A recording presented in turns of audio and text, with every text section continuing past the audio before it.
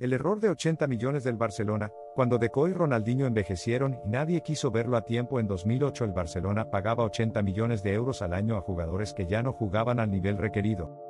En ese mismo momento, en esa misma cantera, estaban Messi, Iniesta, Xavi y Busquets. El que sería considerado el mejor mediapunta de todos los tiempos. El que sería el mejor centrocampista de su generación. El arquitecto del tiki-taka. El mediocentro más completo de la historia del Barcelona. Todos esperando su turno. El error no fue fichar a Ronaldinho ni a Deco. En su momento esos fichajes fueron brillantes. El error fue tardar demasiado en dejar ir a los que ya no servían mientras los mejores de la historia del fútbol esperaban espacio en la plantilla.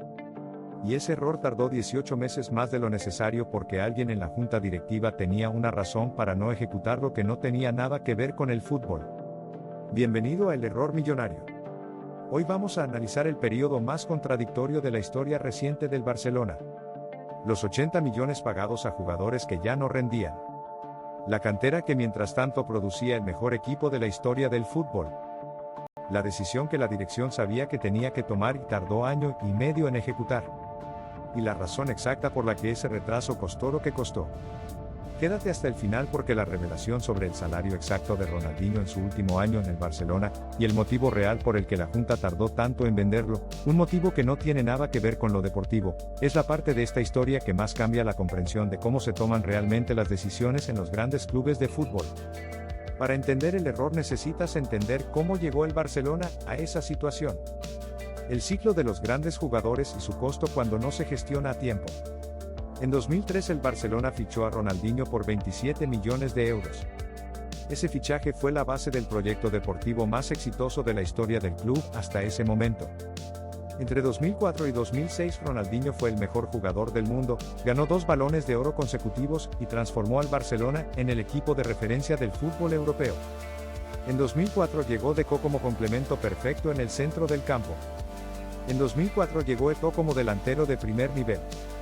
Esa generación de fichajes ganó la Champions League en 2006. Eran los jugadores más importantes del mundo en sus posiciones. Y el Barcelona les pagaba lo que ese estatus requería. El problema empezó en 2007. El año en que el análisis decía una cosa y la dirección hacía otra. En 2007 los analistas internos del departamento técnico del Barcelona presentaron a la dirección del club un informe sobre el rendimiento de los jugadores mayores de 29 años en la plantilla. Las conclusiones no eran ambiguas. Ronaldinho había comenzado un declive de rendimiento medible desde la temporada 2006 a 2007. Sus índices de velocidad, presión y recuperación de balón habían caído de forma consistente. Deco mostraba el mismo patrón con un año de retraso. Eto'o era el más joven de los tres y todavía rendía, pero también se acercaba al punto donde su contrato no sería renovable en términos que el club pudiera sostener. Simultáneamente ese mismo informe documentaba que Messi ya estaba en niveles de rendimiento comparables o superiores a Ronaldinho, en la mayoría de los indicadores relevantes.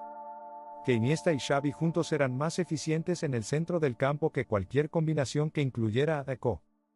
Y que Busquets, todavía en el filial, era exactamente el tipo de mediocentro que el equipo necesitaba para el sistema que Johan Cruyff había diseñado y que Guardiola estaba preparándose para implementar. El informe recomendaba comenzar el proceso de venta de Ronaldinho y Deco en el mercado de verano de 2007 para maximizar su valor de transferencia, antes de que el declive se hiciera completamente visible para los compradores potenciales. La junta directiva no ejecutó esa recomendación en 2007. La ejecutó en 2008. 18 meses después. Y ahora llegamos a la revelación que cambia completamente el análisis de por qué. El motivo que no era deportivo. Los documentos internos del Barcelona de ese periodo, que fueron parcialmente revelados años después en el marco de los procesos de transparencia financiera del club, mostraron que en 2008, cuando finalmente se ejecutó la venta de Ronaldinho al AC Milan, el jugador cobraba 11 millones de euros al año. Ese salario era coherente con lo que Ronaldinho merecía en 2005 cuando lo había ganado. En 2008 era el salario de un jugador que ya no estaba entre los mejores de su posición en Europa. ¿Por qué esperó la Junta 18 meses más de lo que sus propios analistas recomendaban? La respuesta está en los contratos de patrocinio. Ronaldinho en 2007 seguía siendo uno de los jugadores más marketineables del mundo. Nike tenía contratos activos con el jugador que incluían el logo del Barcelona. La marca personal de Ronaldinho generaba ingresos comerciales al club que compensaban una parte significativa de su salario, incluso cuando su rendimiento deportivo ya no justificaba ese salario. La junta directiva hizo el cálculo y el cálculo no era solo deportivo. Era financiero. Los ingresos de marketing vinculados a Ronaldinho hacían que su costo neto para el club fuera menor que su salario bruto. Y mientras ese cálculo seguía siendo positivo, la venta no era urgente desde la perspectiva del consejo. Los analistas deportivos miraban el rendimiento en el campo y decían vender ahora. Los analistas financieros miraban los ingresos comerciales y decían esperar un poco más. Esos 18 meses de espera costaron 80 millones en salarios de jugadores que no jugaban y costaron algo más difícil de cuantificar, el tiempo de desarrollo de los jugadores de la cantera que esperaban un espacio que no llegaba. Cuando finalmente en 2009 Guardiola tomó el control total del equipo ya sin Ronaldinho ni Deco con Messi, Iniesta, Xavi y Busquets como protagonistas absolutos, el resultado fue el equipo que ganó 6 títulos en un año calendar, un récord que no había ocurrido nunca en la historia del fútbol. El costo de oportunidad de esos 18 meses no fue solo financiero. Fue histórico. Si el Barcelona hubiera ejecutado la transición en 2007, en lugar de 2008, ese equipo habría tenido un año adicional para desarrollarse bajo Guardiola. Un año más del equipo más eficiente de la historia del fútbol. Si este mensaje te tocó, suscríbete. No por mí, sino por ti. Porque si esto te resonó es porque hay algo en ti que entiende que los errores más costosos, en cualquier organización, no son los que nadie ve venir.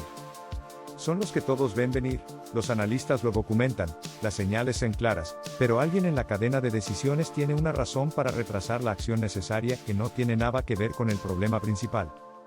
El Barcelona tenía el mejor equipo de la historia en construcción. Y lo retrasó 18 meses porque los ingresos de patrocinio de un jugador en declive seguían compensando su salario en el papel. La pregunta que más vale la pena que sostengas después de este video es esta. En tu negocio, en tu equipo o en tu vida, ¿qué decisión necesaria estás retrasando porque el cálculo del costo a corto plazo parece mayor que el costo de continuar, cuando en realidad el costo de continuar es el que se acumula en silencio mes a mes hasta que ya no hay forma de recuperar el tiempo perdido? Y si quieres continuar explorando los errores financieros más costosos del deporte mundial, vuelve al inicio de la lista de reproducción donde encontrarás todos los análisis desde el primero hasta este. Nos vemos en el próximo análisis. Porque el error más caro no siempre es el que cuesta dinero. A veces es el que cuesta tiempo. Y el tiempo que se pierde esperando tomar la decisión correcta nunca vuelve.